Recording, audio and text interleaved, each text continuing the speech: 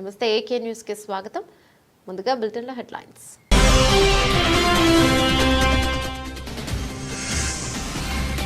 Colony వాసులను ఇబ్బంది పెడుతున్న కుక్కల యాజమాని భాస్కర్. పిర్జాదిగూడ ఆదర్శ్ నగర్ రోడ్ నెంబర్ 1 లో కాలనీ వాసుల ఆందోళన.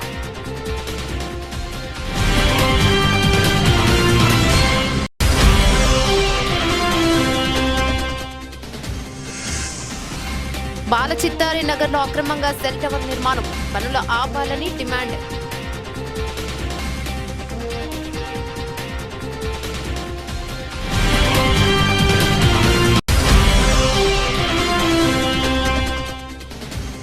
వాకింగ్ జర్నలిస్టులందరికీ ఇంటి స్థలాలతో పాటు డబుల్ బెడ్రూమ్స్ ఇండ్లు రాష్ట్ర ప్రభుత్వం అందజేయాలి. డీజేఎఫ్ జర్నలిస్టు సంఘాలు కలెక్టరేట్ కార్యాలయాన్ని ముట్టడి.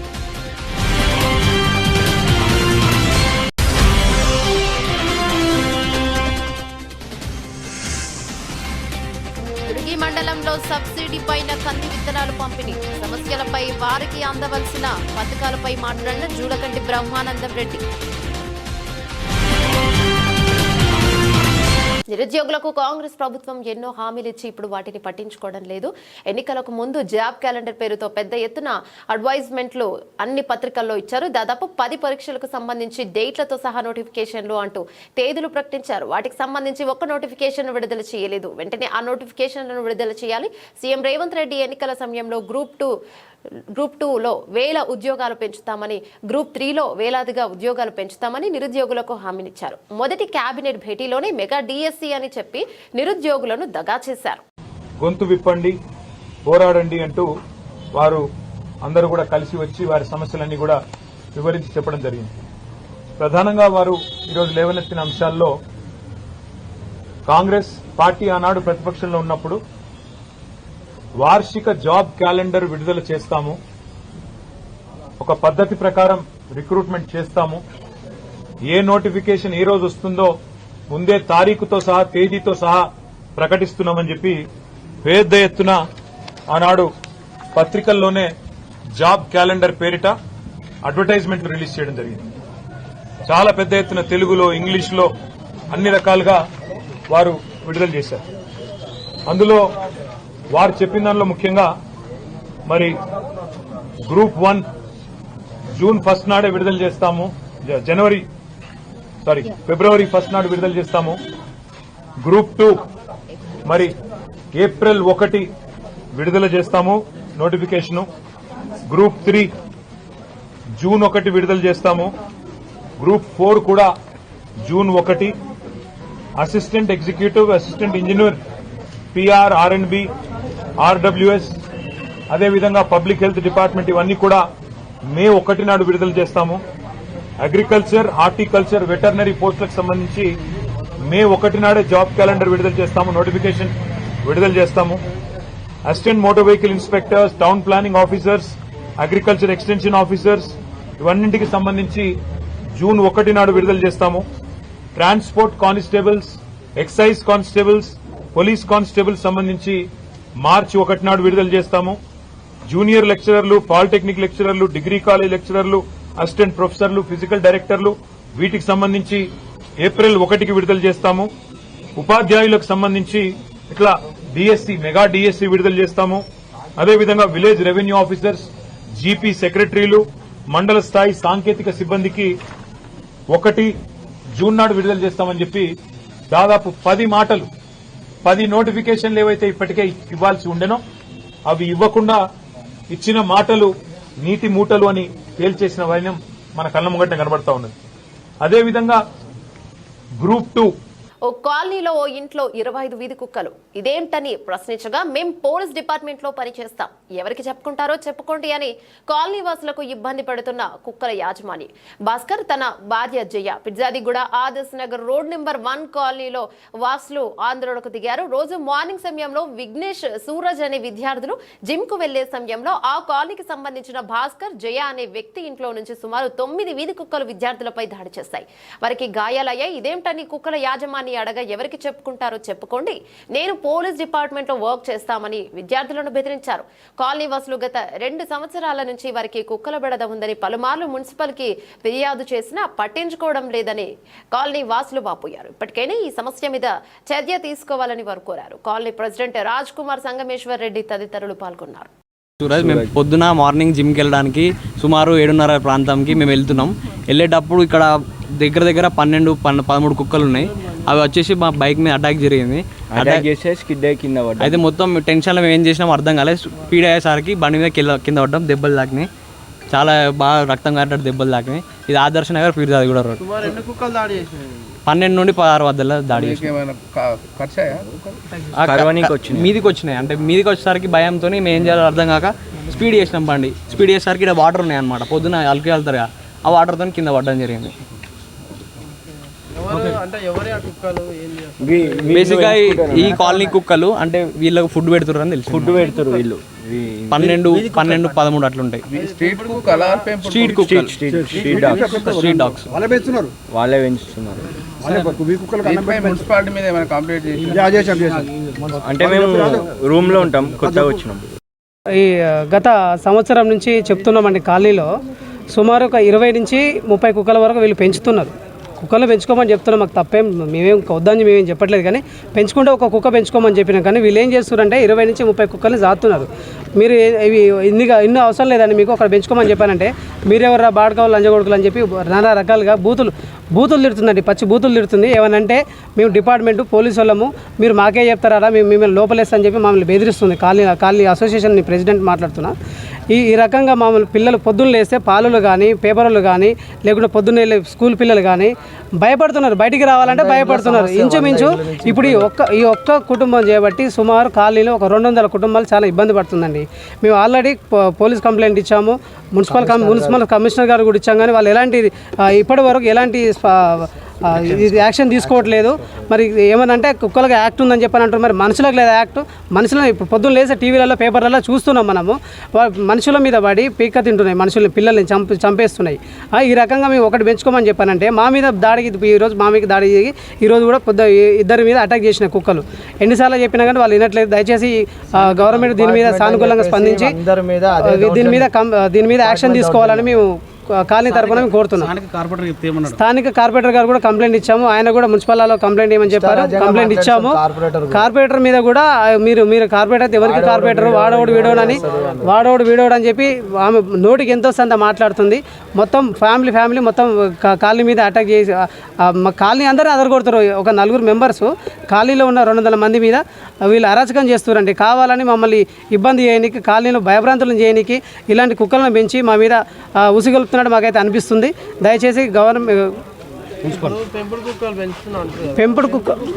పెంపుడు కుక్కలు కావండి ఇవి, స్ట్రీట్ డాగ్స్ని 1-2 స్ట్రీట్ డాగ్స్ని తీసుకొచ్చి సుమారు ఇవాళ ఒక 30 కుక్కలను తయారు చేసింది ఆమె.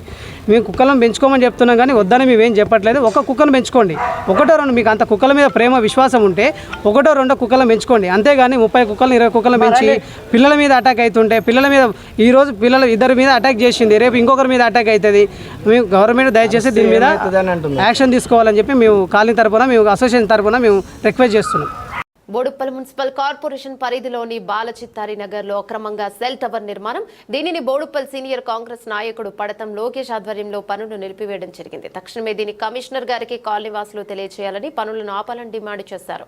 ఫోన్ల వేగం పెరుగుతున్న కొద్దీ యువత పిల్లలు వాటికి మరింత అతుక్కుపోతున్నారు. సెల్ ఫోన్లు టవర్ల నుంచి వెలువడే రేడియేషన్ ప్రాణాలకు ప్రమాదమని ఈ మధ్యకాలంలో అనేక మంది నోటి నుండి వినిపిస్తున్న మాటలు. సెల్ ఫోన్లు జనం చేతుల్లోకి వచ్చినప్పటి నుంచే కొన్ని భయాలు రాజ్యమేలు మాట నిజం. సెల్ టవర్ల రేడియేషన్ వల్ల చర్మ సమస్యలు వస్తాయని, క్యాన్సర్ కూడా వస్తుందనే ప్రచారం కూడా ఉంది. గర్భిణీ స్త్రీలకు వీటి ద్వారా ప్రమాదకరం విద్యుద్దాయక సంకేతాలపై జరిపిన విస్తృత పరిశోధనల్లో మొబైల్ టవర్ నుంచి వచ్చే రేడియేషన్ ఎటువంటి హానికరమైన ఆరోగ్య సమస్యలను కలిగించిందని తేలింది. ఇక సెల్ ఫోన్ తరంగాలు మన శరీరంలోని కణాలను వేడెక్కించడమే. రేడియేషన్ కణాలు వేడెక్కడం ద్వారా వాటి పనితీరు జన్యు నిర్మాణం దెబ్బతింటుంది. సెల్ ఫోన్ రేడియేషన్ ఆ స్థాయిలో లేదన్నది చాలా మంది అభిప్రాయం. ప్రభుత్వం సూచించిన సురక్షిత పరిమితుల మేరకే ఫోన్ రేడియేషన్ ఉంటుందన్నది వారి వాదన. ఈ వివాదం లేనంత వరకు వాటి వినియోగంలో కాస్త జాగ్రత్త వహించడంలో నష్టమేమీ లేదు. ఉంచుకోవడం మొక్కలు ఇక ఇలాంటి సెల్ టవర్లను జనావాసాల మధ్య నిర్మించడమే అంత శ్రేయస్సు కాదని పలువురి అభిప్రాయం. తక్షణమే ఇలాంటి సెల్ టవర్లను నిలిపివేయాలని కాలనీవాసులు డిమాండ్ చేశారు. ఇందులో కాలనీవాసులు పాల్గొన్నారు. ఇందులో colony president Shankaraiah, Padatham Lokesh, Jayakrishna, Hanumanthu, Narayana, Narasimharaju, Venkatareddy, Lakshminarayana, BN Pathi, Ramakrishna, Sai మరియు కాలనీవాసులు పాల్గొన్నారు. కాలనీలో చాలా మంది చిన్నపిల్లలు, పెద్దవాళ్ళు చాలా మంది ఉన్నారు. రేడియేషన్ వల్ల చాలా మందికి ఇబ్బందులు వస్తాయి. దానివల్ల దీన్ని తొందరనే ఆపేయాలని కాలనీ వెల్ఫేర్ ద్వారా కోరుకుంటున్నాను. నిర్మాణిస్తుంది కాబట్టి మా కాలనీకి అందరికీ వ్యతిరేకం. మేము నిలవాడని పెట్టనీయమని కోరుకుంటున్నాము. లేదంటే మున్సిపాలిటీ దగ్గర ధర్నా చేయగలం. కూడా మరి పాఠశాలగా చిన్నపిల్లలు కూడా ఉన్నది కాబట్టి వాళ్ళకు కూడా ఇబ్బంది అవుతుంది కాబట్టి ఇవన్నీ దృష్టిలో పెట్టుకుని అధికారులకు మరి వెంటనే ఆ సెల్ టవర్ నిర్మాణ అనుమతులు రద్దు చేయాలని చెప్పేసి కోరుతా ఉన్నాం. మరి నిబంధనలకు విరుద్ధంగా సెల్ టవర్ నిర్మాణం చేస్తున్నారు కాబట్టి మరి ప్రజా అభిప్రాయం తీసుకొని ఈ సెల్ టవర్ నిర్మాణం చేయాల్సిన అవసరం మరి అధికారులపై ఉంటుంది కాబట్టి మరి ప్రజలు వ్యతిరేకించినప్పుడు మరి ఆ సెల్ టవర్ యొక్క నిర్మాణం రద్దు చేయాలని చెప్పేసి అని కోరుకుంటా ఉన్నాం.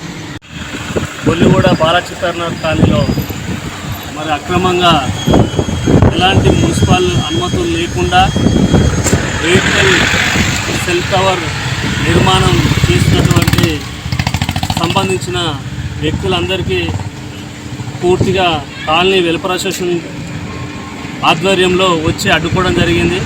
ఈ యొక్క సెల్ టవర్ నిర్మాణం చేయడం వల్ల చుట్టుపక్కల ఉన్నటువంటి చిన్న పిల్లలకు కానీ మరి వృద్ధులకు కానీ రేడియో ధార్మిక ప్రభావం వల్ల మరి వివిధ రకాలుగా అనారోగ్యాలకు గురవుతారు కాబట్టి ఆ సందర్భంగా కాలనీ వెల్ఫేర్ అసోసియేషన్లు అందరం కలిసి ఈ యొక్క సెల్ నిర్మాణం టవర్ని ఆపడం జరిగింది. అధికారులు కూడా ఇటు విషయంపై స్పందించి మరి వాళ్ళు ఈ సెల్ నిర్మాణదారులు ఏమంటారంటే మున్సిపల్ నుంచి పర్మిషన్ మేము తీసుకొని రావడం జరిగింది. మరి ఆ మున్సిపల్ పర్మిషన్ ఇచ్చింది కాబట్టి ఇక్కడ మేము సెల్ టవర్ నిర్మాణం చేస్తున్నాం అని చెప్తున్నారు వాళ్ళు. కానీ మున్సిపల్ అధికారులకు విజ్ఞప్తి చేస్తూ ఉన్నా మరి దీని మీద కమిషనర్ గారు కూడా మరి వెంటనే ఇచ్చిన అనుమతిని రద్దు చేయాలి. లేని పక్షంలో మరి కాలనీ వెల్ఫేర్ అసోసియేషన్ల గతంలో కూడా మేమందరం కూడా కాలనీ వెల్ఫేర్ అసోసియేషన్ కూర్చొని మరి ఇక్కడ ఎలాంటి నూతన సెల్ టవర్ నిర్మాణం చేయకూడదని మరి ఉన్న సెల్ టవర్లను కూడా తొలగించాలని చెప్పేసి అని గత 4 ఇయర్స్ నుంచి కూడా మీ కాలనీ వాళ్ళందరం కూడా వెల్ఫేర్ అసోసియేషన్లో తీర్మానం చేసుకోవడం జరిగింది. దానికి అనుగుణంగానే గతంలో కూడా ఇక్కడ సెల్ టవర్ నిర్మాణం చేపడుతుంటే మరి కాలనీ వాళ్ళందరూ అడ్డుకొని దాన్ని మేము నిలిపేయడం జరిగింది. మరి అదేవిధంగా మరి ఈ బిల్డింగ్ పైన మెయిన్ రోడ్ బిల్డింగ్ పై కూడా మరి సెల్ టవర్ నిర్మాణం జరుగుతుంది కాబట్టి మరి అధికారులు వెంటనే స్పందించి అట్టి నిర్మాణం సెల్ టవర్ని అడ్డుకోవాలి. మరి అదేవిధంగా ఇచ్చిన అనుమతిని కూడా రద్దు చేయాలని చెప్పేసి అని మరి నేను కాలనీ వెల్ఫేర్ అసోసియేషన్ తరపు నుంచి నేను విజ్ఞప్తి చేస్తా ఉన్నా. దయచేసి ఇప్పటికైనా అధికారులు మరి కాలనీ వెల్ఫేర్ అసోసియేషన్ ఎలాంటి అలా అనుమతి లేకుండా ఇటువంటి సెల్ టవర్ నిర్మాణం చేయకూడదని చెప్పేసి అని మరి అధికారులకు నేను సూచిస్తున్నా. దయచేసి ఇప్పటికైనా వెంటనే మరి అధికారులు ఈ యొక్క నిర్మాణంని ఆపాలని కోరుకుంటూ, లేని పక్షంలో మరి కాలనీ వెల్ఫేర్ అసోసియేషన్ అందరం కూడా మున్సిపల్ ఎదురుగా మీరు ధర్నా కార్యక్రమం చేస్తామని చెప్పేసి అని మేము కోరుకుంటూ ఈ అవకాశం ఇచ్చిన మా కాలనీ వెల్ఫేర్ అసోసియేషన్ పెద్దలకు అందరికీ విజ్ఞప్తి. కుమ్రమీం ఆసిఫాబాద్ జిల్లా సిర్పూర్ నియోజకవర్గంలో పనిచేస్తున్న జర్నలిస్టులకు అక్రెడిటేషన్ కార్డుతో పని లేకుండా వర్కింగ్ జర్నలిస్టులందరికీ ఇంటి స్థలాలతో పాటు డబుల్ బెడ్రూమ్ ఇండ్లు రాష్ట్ర ప్రభుత్వం అందజేయాలని జేడీఎఫ్ జర్నలిస్టు సంఘాలు కలెక్టరేట్ కార్యాలయాన్ని ముట్టడించాయి. ఈ సందర్భంగా జర్నలిస్టు సంఘాల నాయకులు మాట్లాడుతూ ఎలాంటి ఆధారాలు లేకుండా కొన్ని పోలీస్ స్టేషన్లో జర్నలిస్టులపై అక్రమ కేసులు బనాయిస్తున్నారని, అలాంటివి తెలంగాణ రాష్ట్రంలో ఎక్కడా జరగకుండా రాష్ట్ర ప్రభుత్వం చర్యలు తీసుకోవాలని డిమాండ్ చేశారు. ఈ కార్యక్రమంలో సిర్పూర్ నియోజకవర్గం వివిధ మండలాల జర్నలిస్టులు తదితరులు పాల్గొన్నారు. ఈరోజు తెలంగాణ రాష్ట్రంలోని జర్నలిస్టులకి గతం ప్రభుత్వం ఇచ్చినటువంటి హామీ ఏదైతే ఉందో ఆ ప్రభుత్వం ఇచ్చిన హామీని ఇప్పటిదాకా కూడా నెరవేర్చలేదు.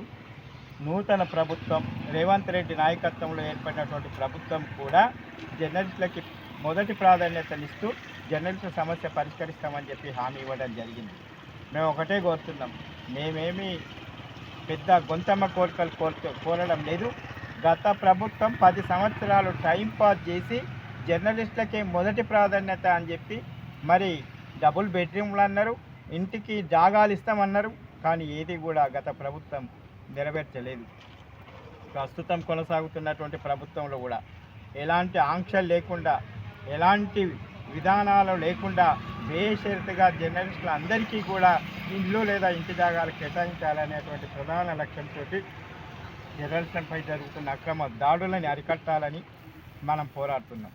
ఈ పోరాటంలో మన జర్నలిస్టులందరూ కూడా ఇంట్లో రెక్కాడితే డొక్కాడే పరిస్థితి. మళ్ళీ ఇక్కడ మనం తెల్లంగేసుకొని కనబడతాం, కానీ మన ఇళ్లల్లో మన పరిస్థితి ఏందో మనకు తెలుసు. కాబట్టి జర్నలిస్టులు దర్జాగా ఎదుగుతారు, వాళ్ళకెందుకు ఫ్రీగా ఇవ్వాలి, వాళ్ళకెందుకు వసతులు కల్పించాలనేటువంటి విమర్శలు కూడా వస్తాయి. కానీ జర్నలిస్ట్ యొక్క నిజ జీవితం చాలా దుర్భరంగా ఉంటుంది. నిజమైన జర్నలిస్టులకు జరుగుతున్నటువంటి అన్యాయాలు చాలా చెప్పుకోవటానికి కూడా మాటలు సరిపోనంత దీన పరిస్థితులలో ఉన్నాయి.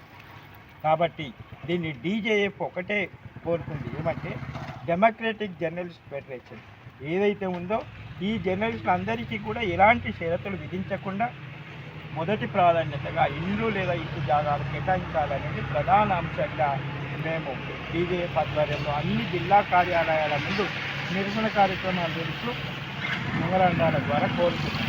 ఏం కోరుతున్నాం? ఆయన ఏ జర్నలిస్ట్ అనేది కాదు, జర్నలిస్టు వృత్తిలో కొనసాగుతున్న వాళ్ళందరికీ ఏదో ఒక బేస్ చేయాలి. ఏదంటే 3 సంవత్సరాలతో 2 సంవత్సరాలతో ఏ నిర్ణయం చేస్తావో చేసి తప్పకుండా కింది స్థాయి నుంచి జర్నలిస్టులకి ఇళ్ల జాగాలు కేటాయించాలనేది ప్రధాన లక్ష్యంగా ఇవాళ డీజేఎఫ్ ముందుకెళ్తుంది. ఈ డీజేఎఫ్ ఆధ్వర్యంలో మిగతా జర్నలిస్ట్ సంఘాలను కూడా కలిసి రమ్మంటున్నాం. ఎందుకంటే నిజంగా జర్నలిస్టుల కోసం జర్నలిస్ట్ సంఘాలు పనిచేసి ఉంటే ఇవాళ జర్నలిస్టులు అందరూ ఈ దీన స్థితిలో ఎందుకు ఉండేవాళ్ళు? నిజంగా మొదటి ప్రాధాన్యతనే కనుక జర్నలిస్టులకి ప్రభుత్వాలు అమలు చేసి ఉంటే ఇవాళ జర్నలిస్టులకు ఎందుకు ఇళ్ళు లేవు? కాబట్టి అక్రమ దాడులను వెంటనే నిలిపివేయాలి, అక్రమ కేసులను అన్ని ఎత్తివేయాలి. ప్రధానంగా ఎదుర్కొంటున్నటువంటి ఈ దారిద్ర్య రేఖకు దిగువన కొనసాగుతున్న విలేకరుల సమస్యను మొదటి ప్రాధాన్యతగా తీసుకొని ఈ ప్రభుత్వం పరిష్కరించాలనేటువంటి ప్రధాన లక్ష్యం మీద డీజేఎఫ్ ముందుకు పోతుంది. డీజేఎఫ్ ఆధ్వర్యంలో మనం రాష్ట్ర వ్యాప్తంగా ఉద్యమిస్తున్నాం. మరి మన ఉద్యమాన్ని చూసినటువంటి ప్రభుత్వం కూడా ఆలోచనలు పడింది. కాబట్టి అతి త్వరలో జర్నలిస్టులందరికీ కూడా అంతటా కూడా మొదటి ప్రాధాన్యత కింద జర్నలిస్ట్ కోటా కేటాయించి జర్నలిస్ట్ అందరికీ కూడా ఇల్లు లేదా ఇంటి జాగాలు కేటాయించాలి, అక్రమ కేసులు ఎత్తివేయాలని ప్రధాన డిమాండ్ తోటి మనం ముందుకెళ్తున్నాము. ఈ ఎడ్యుకేషన్లో కూడా మన ప్రాధాన్యతను తగ్గిస్తున్నారు. ఎడ్యుకేషన్ మాచర్ల నియోజకవర్గ దుర్గి మండలంలో సబ్సిడీ పైన కంది విత్తనాలు పంపిణీ చేసిన అనంతరం రైతుల సమస్యలపై వారికి అందవలసిన పథకాలపై మాట్లాడిన జూలకంటి బ్రహ్మానందరెడ్డి. రిజర్వాయర్ కట్టడం మూలంగా ఇక్కడ వర్షాభావ పరిస్థితులు ఏర్పడతాయి. ఈ ప్రాంత రైతాంగం నష్టపోతుంది. కాబట్టి ముందుగా ఆదుకోవాల్సింది ఈ ప్రాంత రైతాంగాన్ని అని చెప్పేసి ఆనాడే నాగార్జున సాగర్ ప్రాజెక్టు నిర్మాణ సమయంలోనే కోస్లా కమిటీ తన నివేదికలో పేర్కొనటం జరిగింది. దురదృష్టవశాత్తు అనేక కారణాలతోటి మరి ఈ రోజు వరకు కార్యరూపం దాల్చలేదు. ఈ రాబోయే 2-3 సంవత్సరాల్లో ఫస్ట్ ఫేజ్ అయిపోతుంది. ఒక సంవత్సరంలో రెండో ఫేజ్ కూడా మళ్ళీ ఆ తర్వాత వెంటనే ప్రారంభించే విధంగా మన ప్రియతమ ముఖ్యమంత్రి గౌరవనీయులు శ్రీ నారా చంద్రబాబు నాయుడు గారు చర్యలు తీసుకుంటారు. అలాగే భవిష్యత్తులో కూడా ఈ ప్రాంత రైతాంగం మేలు జరగటానికి వ్యవసాయ శాఖ వారిని కూడా ఎప్పుడూ అప్రమత్తం చేస్తూ ముందస్తుగా వారికి రైతులకు ఏం కావాలి అనే ఒక ఆలోచన, ఒక కార్యాచరణని రూపొందించుకోవాల్సిందిగా వారికి విజ్ఞప్తి చేస్తూ ఉన్నాను. సీజన్ వస్తుందంటే రైతుల మనోభావాలు ఎట్లా ఉన్నాయి, ఏ పంట వేయబోతున్నారు కొంచెం సర్వే చేసి మరి రాబోయే అవసరాలని ముందుగా గుర్తించి సకాలంలో వాళ్ళకి కావాల్సిన సహాయ సహకారాలు అందించడం, కల్తీ ఎరువులు పురుగు మందుల ద్వారా కూడా నష్టపోతున్నారు. వాటి విషయంలో కూడా ప్రభుత్వం స్ట్రిక్ట్గానే ఉంటుందని చెప్పి ఈ సందర్భంగా తెలియజేస్తూ మరి అన్ని విధాలుగా ఈ రాష్ట్ర రైతాంగానికి తెలుగుదేశం పార్టీ అండగా ఉంటుంది. గతంలో మరి 0 వడ్డీ ఉండేది. వైసీపీ పరిపాలన 0 వడ్డీని కూడా రద్దు చేయటం జరిగింది. మరి బంగారం మీద లోన్లు తెచ్చుకునేవాళ్ళు వాటిని రద్దు చేయటంలో జరిగింది. పవర్ స్ప్రేయర్లు ఇచ్చేవాళ్ళు ఆ పవర్ స్ప్రేయర్లు కూడా లేవు.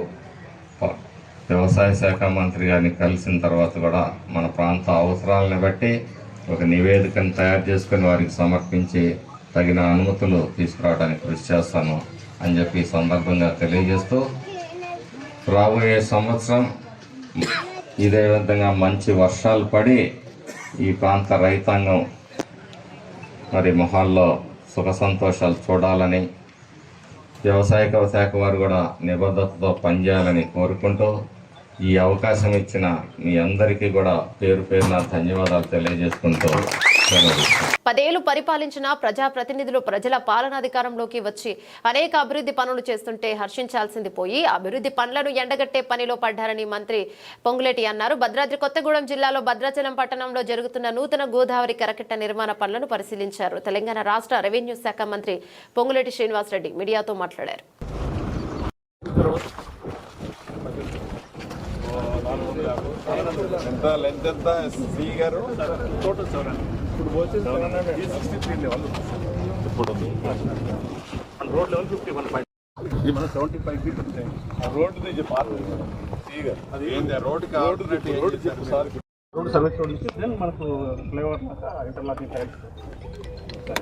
ఫ్లైఓవర్ కట్టాలి.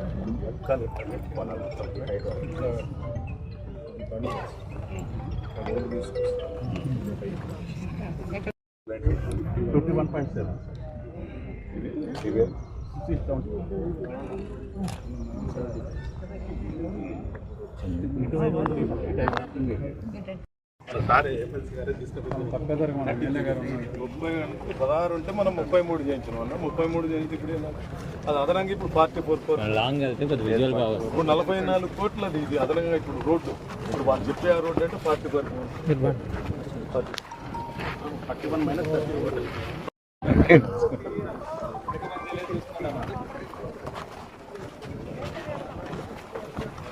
ఇప్పుడు దీనివల్ల ఉపయోగం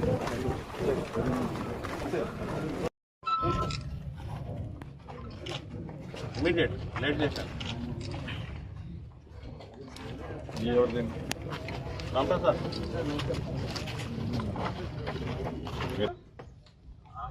సార్ ఎవరు కాదు కదా,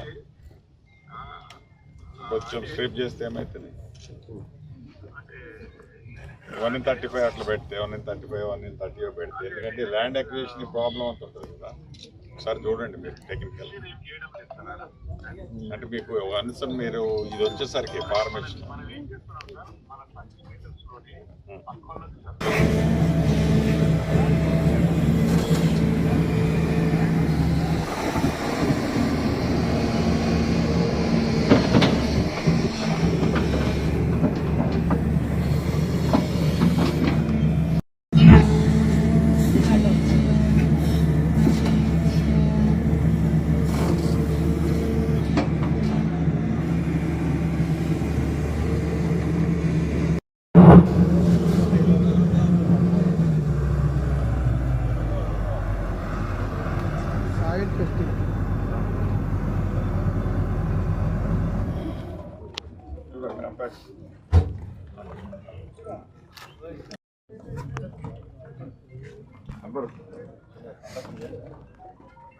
వర్షం బాగుంది.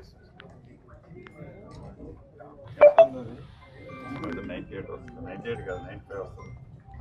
కుప్పం మండలంలో ప్రకృతి వ్యవసాయం చేసే సుమారు 154 మంది రైతులకు వ్యవసాయ పరికరాలను కుప్పం ఎంపీడీఓ కార్యాలయంలో జిల్లా collector Sumit Kumar, MLC Kancharla Srikanth, TDP నేత సురేష్ బాబు చేతుల మీదుగా పంపిణీ చేశారు. ఈ సందర్భంగా వారు మాట్లాడుతూ రాష్ట్ర ప్రభుత్వం రైతుల సంక్షేమానికి పెద్దపీట వేశారని కొనియాడారు. రైతులను ఆదుకునేందుకు అన్ని విధాల చర్యలు తీసుకుంటామన్నారు. అనంతరం ప్రకృతి వ్యవసాయం గురించి వివరించారు. ఈ కార్యక్రమంలో జిల్లా అధికారులు మరియు టీడీపీ నేతలు, రైతులు పాల్గొన్నారు. ముఖ్యమంత్రి అయిన తర్వాత మొట్టమొదటిసారిగా తన పర్యటనలో నా సొంత నియోజకవర్గం కుప్పం నుంచే ప్రారంభించాలని చెప్పనేసి నిన్న మొన్న 2 రోజులు రావడం జరిగింది.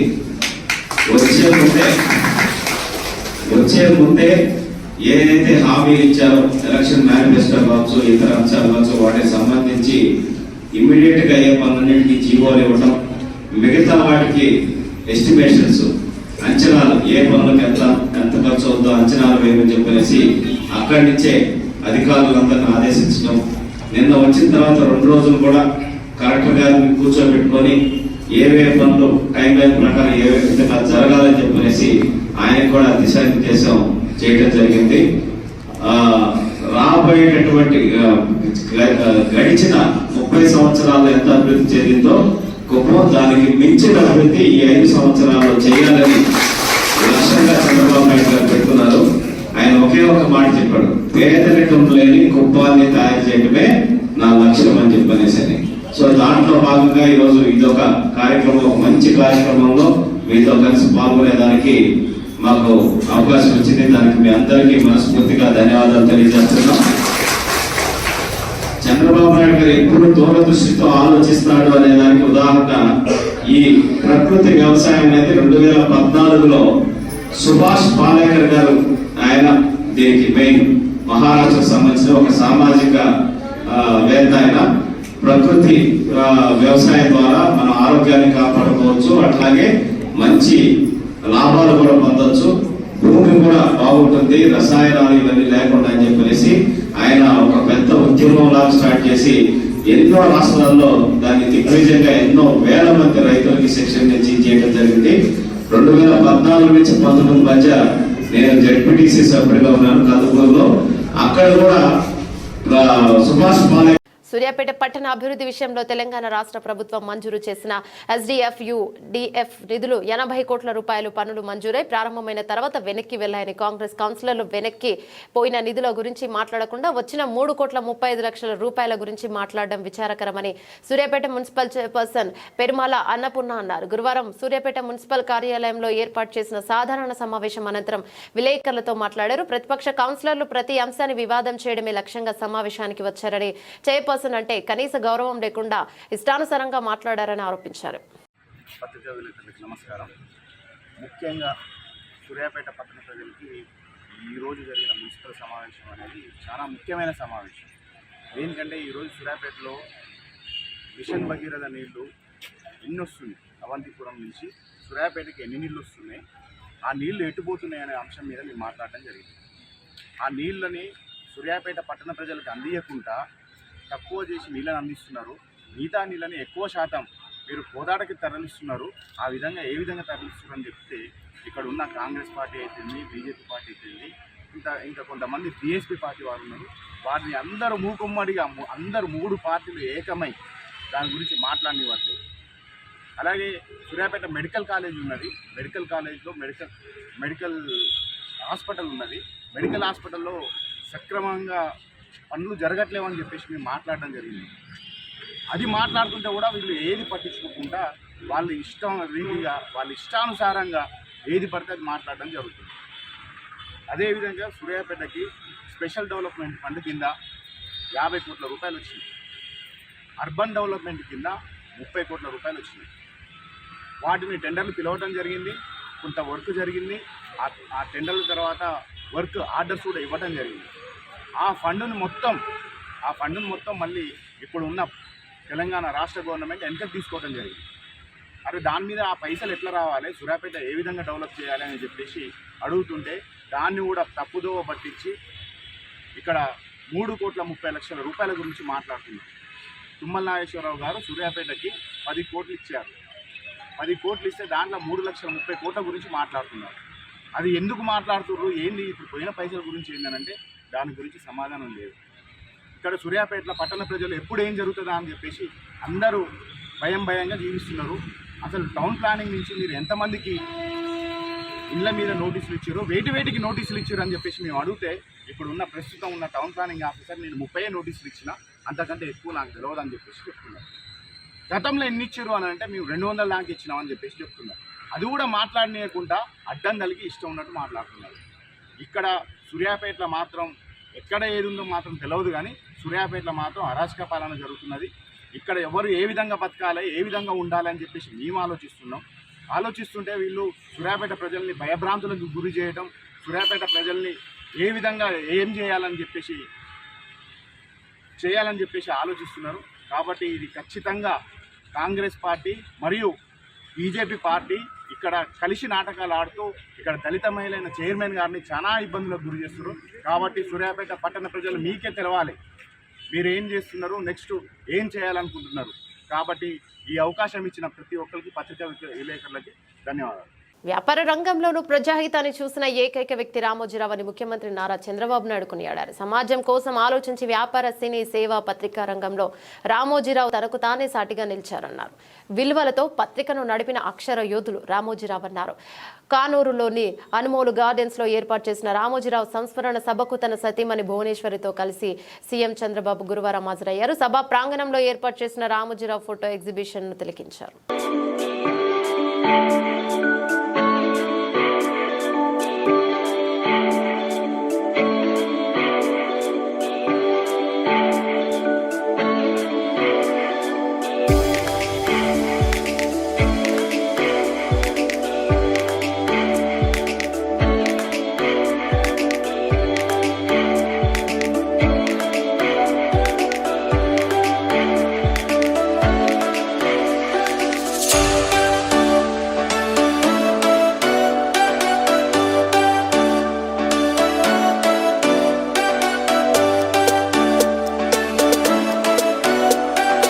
జూలై 1న ఇంటి వద్దే పెన్షన్ల పంపిణీ. పెంచిన పెన్షన్ల మేరకు 4,399.89 కోట్లను 65,18,496 మంది పెన్షన్దారుల ఒక్క రోజులోనే పంపిణీకి ఏర్పాట్లు. గ్రామ వార్డు సచివాలయ ఉద్యోగులు ఉదయం 6 గంటల నుండి పెన్షన్లు పూర్తయ్యే వరకు పంపిణీ చేయాలి. ఒక్కొక్క ఉద్యోగికి 50 గృహాలు కేటాయింపు. అవసరం మేరకు ఇతర శాఖల ఉద్యోగులకు పూర్తయింపు. ఇక 29వ తేదీ శనివారం నాడే బ్యాంకుల నుండి నగదును డ్రా చేసుకుని పంపిణీకి సిద్ధం కావాలి. ప్రభుత్వ ప్రధాన కార్యదర్శి నీరబ్ కుమార్ ప్రసాద్ న్యూఢిల్లీలో హర్యానా గవర్నర్ అయిన బండారు దత్తాత్రేయని మర్యాదపూర్వకంగా కలుసుకున్న కేంద్ర విమానయాన శాఖ మంత్రి కింజారపు రామ్మోహన్ నాయుడు. తెలుగు రాష్ట్ర రాజకీయాలలో ఆయన చేసిన సేవ, ప్రజల పట్ల ఆయనకున్న అంకిత భావం నేటి తరం నాయకులకు ఆదర్శనీయమని కొనియాడారు. బులెటిన్ ముగించే ముందు హెడ్లైన్స్ మరోసారి.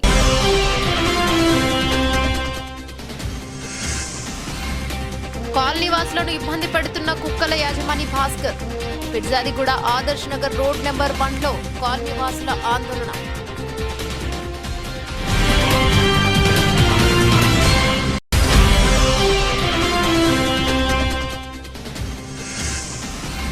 బాలచిత్తారి నగర్లో అక్రమంగా సెల్ టవర్ నిర్మాణం, పనులు ఆపాలని డిమాండ్.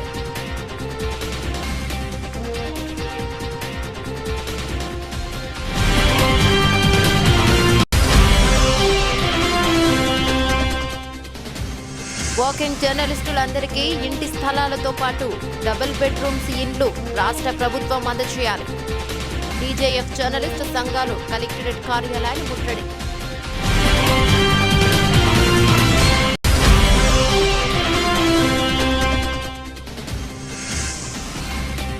దుర్గి మండలంలో సబ్సిడీ పైన కంది విత్తనాలు పంపిణీ, సమస్యలపై వారికి అందవలసిన పథకాలపై మాట్లాడిన జూలకంటి బ్రహ్మానందం రెడ్డి.